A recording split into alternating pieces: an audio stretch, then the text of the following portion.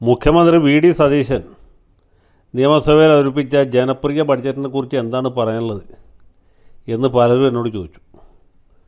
Budget നിർദ്ദേശങ്ങളൊക്കെ വായിച്ചു നോക്കിയപ്പോൾ എനിക്ക് തോന്നിയത് ഇതൊരു ജനപ്രിയ ബഡ്ജറ്റാണ്. ഒരുപാട് പേർക്ക് ഒരുപാട് ആനുകൂല്യങ്ങൾ വാരിക്കോരി വാഗ്ദാനം ചെയ്തിട്ടുണ്ട്. മാത്രവുമല്ല, ഒരുപാട് പുതിയ സ്ഥാപനങ്ങൾ, പുതിയ പദ്ധതികൾ ഒക്കെ ആവിഷ്കരിച്ച് നടപ്പാക്കാനുള്ള രൂപരേഖയും അതിൻ്റെ അകത്തുണ്ട്. എല്ലാം നല്ല ആശയങ്ങളാണ്. നടപ്പാക്കി കഴിഞ്ഞാൽ ഈ സർക്കാരിൻ്റെ മാത്രമല്ല, കേരള സംസ്ഥാനത്തിൻ്റെ തന്നെ ഭാവിക്ക് ഒരു വലിയ മുതൽക്കൂട്ടായി തീരും എന്ന കാര്യത്തിൽ എനിക്ക് യാതൊരു സംശയമില്ല. ഇപ്പോൾ അന്തരിച്ച സിനിമാ നടൻ സലീം കുമാറിൻ്റെ സ്മാരകം ഉണ്ടാക്കുന്നത്, അല്ലെങ്കിൽ കൊച്ചിയിൽ JC ഡാനിയലിൻ്റെ പേരിൽ ഒരു ഫിലിം സിറ്റി ആരംഭിക്കുന്നത്, അതല്ലെങ്കിൽ കോഴിക്കോട്ട് MT വാസുദേവൻ നായരുടെ പേരിൽ ഒരു കൾച്ചറൽ കോംപ്ലക്സ് ഉണ്ടാക്കുന്നത്, ഇതൊക്കെ നല്ല കാര്യങ്ങളാണ്. ഇതുപോലെ ഒരുപാട് കാര്യങ്ങൾ എണ്ണി പറയാവുന്ന ഒരുപാട് കാര്യങ്ങളുണ്ട്.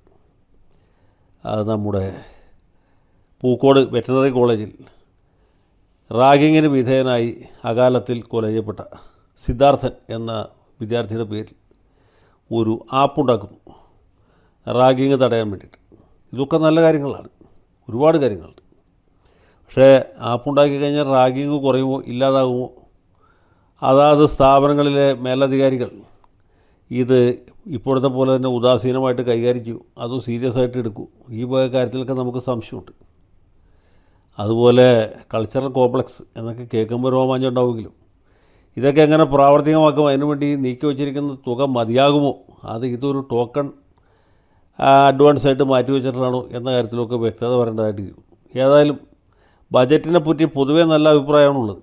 മാർക്സിസ്റ്റുകാർ പോലും രഹസ്യമായിട്ട് പറയുന്നത് ബഡ്ജറ്റ് കൊള്ളാം. ഈ സതീശൻ അങ്ങനെ വലിയൊരു ധനകാര്യ വിദഗ്ധനോ ധനതത്വശാസ്ത്രജ്ഞനോ എന്നായിട്ട് അറിയപ്പെടുന്ന വ്യക്തിയല്ലോ. എന്നിട്ട് പോലും പുള്ളി ജനങ്ങൾക്ക് വലിയ പ്രതീക്ഷ കൊടുക്കുന്നു എന്നൊരു അഭിപ്രായമാണ് വന്നിട്ടുള്ളത്. ഇതിലെന്തൊക്കെ നടപ്പാകും, എന്തൊക്കെ നടപ്പാവില്ല എന്നുള്ളത് നമുക്ക് കാത്തിരുന്ന് കാണാൻ മാർഗമുള്ളൂ. മാത്രമല്ല, 5 കൊല്ലത്തേക്കുള്ള ഒരു രൂപരേഖ അദ്ദേഹം അവതരിപ്പിച്ചായിട്ടും എനിക്ക് തോന്നി. ഒരു കൊല്ലം കൊണ്ട് മാത്രം നടപ്പാക്കാൻ പറ്റുന്ന കാര്യങ്ങളല്ല പലതും. അപ്പോൾ അതവിടെ നിൽക്കുന്നു. അതേ സമയത്ത് തന്നെ ഈ ജില്ലകൾ വിഭജിക്കാനുള്ള പദ്ധതി ഇതിൻ്റെ അകത്ത് അന്തർലീനമല്ലേ എന്നൊരു സംശയമുണ്ട്. മലപ്പുറം ജില്ല, എറണാകുളം ജില്ല, പാലക്കാട് ജില്ല മുതലായവയൊക്കെ വിഭജിക്കാനും പുതിയ ജില്ലകൾ രൂപീകരിക്കാനുമുള്ള ഒരു ചിന്ത ഈ ബഡ്ജറ്റിൽ പതിയിരിപ്പുണ്ട് എന്നാണ് എനിക്ക് തോന്നിയത്. അതൊക്കെ എന്തുമാത്രം ആശാസ്യമാണ് എന്നുള്ള വേറെ ചോദ്യമാണ്. അതുമല്ലെങ്കിൽ മൊത്തത്തിൽ സ്വകാര്യവൽക്കരണത്തിന് അല്ലെങ്കിൽ കുത്തകകൾക്ക് കേരള സംസ്ഥാനത്തെ തീരെഴുതി കൊടുക്കുന്നതിന് വേണ്ടിയുള്ള ഒരു കുൽസിത ശ്രമമല്ലേ ഈ ബഡ്ജറ്റിൻ്റെ പശ്ചാത്തലത്തിൽ അണിഞ്ഞൊരുക്കിക്കൊണ്ടിരിക്കുന്നത് എന്ന സംശയവും പലരും പറയുന്നുണ്ട്. ഉദാഹരണത്തിന് ഈ കേരളത്തിൻ്റെ തീരപ്രദേശത്തുള്ള ilmenite, monazite, thorium, plutonium, uranium മുതലായ സാധനങ്ങളൊക്കെ വേർതിരിച്ചെടുക്കാനുള്ള കരാർ അംബാനിയെ പോലെ ഏതെങ്കിലും പാവപ്പെട്ടവർക്ക് കൊടുക്കാനുള്ള ഒരു ആലോചനയും ആസൂത്രണവും ഈ ബഡ്ജറ്റിൻ്റെ പുറകിലില്ലേ എന്ന് സംശയിക്കുന്നവരുമുണ്ട്. അതൊക്കെ എങ്ങനെ അവസാനിക്കും എന്നുള്ളത് നമ്മൾ കാത്തിരുന്ന് കാണുകയും മാർഗമുള്ളൂ. കാത്തിരിക്കാൻ നമ്മൾ തയ്യാറുമാണ്. കാത്തിരിക്കല്ലാതെ വേറെ യാതൊരു നിർവാഹവും നമുക്ക് മുമ്പിലില്ല. അപ്പോൾ അങ്ങനൊരു സാഹചര്യത്തിൽ ബഡ്ജറ്റ് വന്നിരിക്കും. അപ്പോൾ ഈ ബഡ്ജറ്റിൽ ഞാൻ നേരത്തെ പറഞ്ഞല്ലോ, ഒരുമാതിരിപ്പെട്ട എല്ലാ ആൾക്കാരും ഉൾപ്പെട്ടിട്ടുണ്ട്. ഇതിൽ ഉൾപ്പെടാതെ പോയ ഒരു കൂട്ടരെക്കുറിച്ചിട്ടാണ് ഇവിടെ ഈ ഒരു എളിയ നിവേദനം. അത് പ്രാദേശിക പത്രപ്രവർത്തകരാണ്. പ്രാദേശിക പത്രപ്രവർത്തകർ എന്ന് പറഞ്ഞാൽ മാതൃഭൂമിക്കും മലയാള മനോരമയ്ക്കും കേരളകൗമുദിക്കും ദേശാഭിമാനിക്കുമൊക്കെ നമ്മുടെ നാട്ടിൽ പ്രാദേശിക ലേഖകന്മാരുണ്ട്. അവരെ വർക്കിംഗ് ജേർണലിസ്റ്റുകളായിട്ട് അതത് മാനേജ്മെൻറ്റുകൾ അംഗീകരിച്ചിട്ടില്ല. അത് സാധ്യവുമല്ല. വർക്കിംഗ് ജേർണലിസ്റ്റുകൾ എന്ന് പറഞ്ഞാൽ പത്രത്തിൽ നിന്ന് നേരിട്ട് മാസം ശമ്പളം പറ്റുന്ന ആളുകൾ. പ്രാദേശിക ലേഖകർ എന്ന് പറഞ്ഞാൽ ഈ ചെറു പട്ടണങ്ങളിലൊക്കെ ഉള്ള റിപ്പോർട്ടർമാരാണ്. അവർ ഉത്തരവാദിത്തത്തോടെ വാർത്തകൾ ശേഖരിച്ച് പത്രത്തിൻ്റെ ഓഫീസിലേക്ക് അറിയിക്കുന്നു. അതിൻ്റെ പ്രാധാന്യമനുസരിച്ച് പ്രസിദ്ധീകരിക്കാതിരിക്കുകയോ ചെയ്യുന്നു. പ്രസിദ്ധീകരിച്ച് കഴിഞ്ഞാൽ അവർക്ക് ചെറിയ വേതനം കൊടുക്കുന്നു. പല സ്ഥലത്തും കോളം സെൻറ്റിമീറ്ററിനാണ് ഈ കൂലി കൊടുക്കുന്നത്. ചിലയിടത്തൊക്കെ നിശ്ചിത സംഖ്യ ഉണ്ട്. അപ്പോൾ എന്തോ ആട്ടെ, ഇങ്ങനെ ചെയ്യുന്ന ആളുകളാണ് പ്രാദേശിക പത്രപ്രവർത്തകർ. അവരെ ഈ മുഖ്യധാര മാധ്യമപ്രവർത്തകർ കൂടെ കൂട്ടുകയില്ല. മുഖ്യധാര മാധ്യമപ്രവർത്തകരുടെ തൊഴിൽ സംഘടന എന്ന് പറഞ്ഞാൽ കേരള യൂണിയൻ ഓഫ് വർക്കിംഗ് ജേർണലിസ്റ്റാണ്, കേരള പത്രപ്രവർത്തക സംഘടന. അതിൽ ഈ പാവങ്ങളെ ഉൾപ്പെടുത്തുകയില്ല. ഇവർക്ക് വേറെ യൂണിയനാണ്. ഇവരുടെ യൂണിയൻ്റെ പേര് KJU എന്നാണ്, കേരള ജേർണലിസ്റ്റ് യൂണിയൻ. അതിലാണ് ഈ പ്രാദേശിക പത്രപ്രവർത്തകർ വരുന്നത്.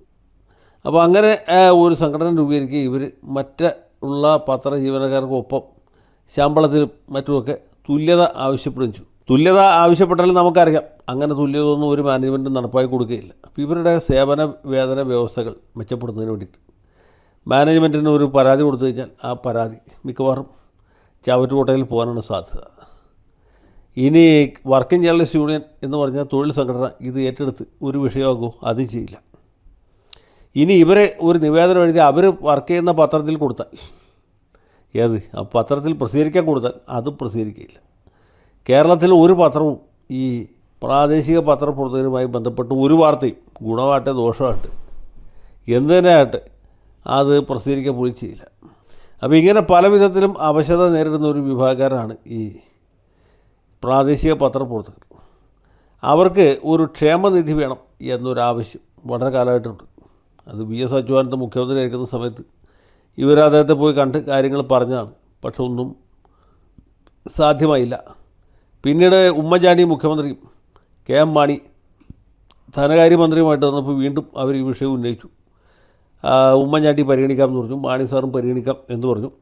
അങ്ങനെ 1 കോടി രൂപയോ മറ്റോ ഇവർക്ക് ക്ഷേമനിധി ആരംഭിക്കുന്നതിന് വേണ്ടി മാറ്റിവെച്ചു.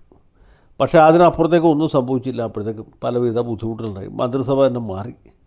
മാണി സാർ അതിനു മുമ്പ് പോയി. ഇങ്ങനെയൊക്കെയുള്ള വിഷയങ്ങൾ വന്നിട്ട് ഇത് സാധ്യമായില്ല.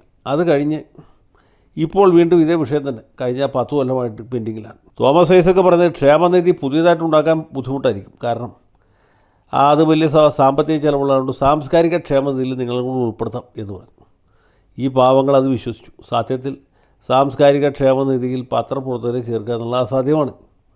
അതുകൊണ്ട് അവർ ഉൾപ്പെടുത്താൻ പറ്റിയില്ല. അപ്പോൾ തോമസ് ഐസക് പിന്നെ പ്രത്യക്ഷപ്പെട്ടു. ഇത് ശരിക്കായിരുന്നെങ്കിൽ നടക്കുമായിരുന്നു, ഞാനായിരുന്നു ഈ സ്ഥാനത്തിരുന്നെങ്കിൽ ഇത് നടത്തിയെടുക്കുമായിരുന്നു എന്നൊക്കെ പറയാൻ തുടങ്ങി. പക്ഷേ അതിനപ്പുറത്തേക്ക് അവിടെയും ഒന്നും സംഭവിച്ചില്ല. അങ്ങനെ ഇരിക്കുമ്പോഴാണ് ഈ തെരഞ്ഞെടുപ്പ് വരുന്നു. അത് കഴിഞ്ഞ് ഇപ്പോൾ UDF സർക്കാർ അധികാരത്തിൽ വരുന്നു. അപ്പോൾ UDF നേതാക്കന്മാരുടെ അടുത്തും പ്രത്യേകിച്ച് ധനവകുപ്പിൻ്റെ അധിക ചുമതലയോടി വഹിക്കുന്ന മുഖ്യമന്ത്രി VD സതീശൻ്റെ അടുത്തും ഈ പ്രാദേശിക പത്രപ്രവർത്തകർ ചെന്നിരുന്നു. എങ്ങനെയെങ്കിലും ഞങ്ങൾക്കൊരു ക്ഷേമനിധി ഉണ്ടാക്കി തരണം എന്ന് പറഞ്ഞാൽ അദ്ദേഹം ഞാൻ ശരിയാക്കി തരാം നോക്കാം എന്നൊക്കെ പറഞ്ഞ് അവർ ഒഴിവാക്കി. അത് കഴിഞ്ഞിട്ട് ഇപ്പോൾ ഇതേ പരിപാടി തന്നെ ആവർത്തിച്ചിരിക്കുകയാണ്. അവർക്ക് ക്ഷേമനിധിയില്ല. ക്ഷേമനിധി ഇല്ല എന്ന് പറഞ്ഞാൽ സതീശൻ പറയും ഞാനിവിടെ 5 കൊല്ലമുണ്ടല്ലോ അതിനിടയ്ക്ക് ക്ഷേമനിധി ഉണ്ടാക്കി തരാം എന്ന്. അങ്ങനെ ഒന്നും സംഭവിക്കില്ലെന്ന് നമുക്കറിയാം. ഏതായാലും ഇവരിങ്ങനെ ഇലവ് കാത്ത കിളി പോലെ കാത്തിരിക്കുകയാണ്. ഇലവ് എന്ന് പറഞ്ഞൊരു മരമുണ്ട് നമ്മുടെ നാട്ടിൽ, മുള്ളൂരിക്ക് എന്ന് പറയും. അതിൻ്റെ പ്രത്യേകത ഇത് ഇടയ്ക്ക് വല്ലപ്പോഴൊക്കെ പൂക്കുള്ളൂ. പൂത്ത് കഴിഞ്ഞാൽ അതിൻ്റെ കായ എന്ന് പറയുന്നത് ആ കായ പൊട്ടിച്ചാലാണ് പഞ്ഞി. പണ്ട് കാലത്ത് ഈ കിടക്കയിൽ കിട്ടുന്ന തരത്തിലുള്ള പഞ്ഞി, കോട്ടൺ അതിൻ്റെ അന്ന് കിട്ടും. അപ്പോൾ ഈ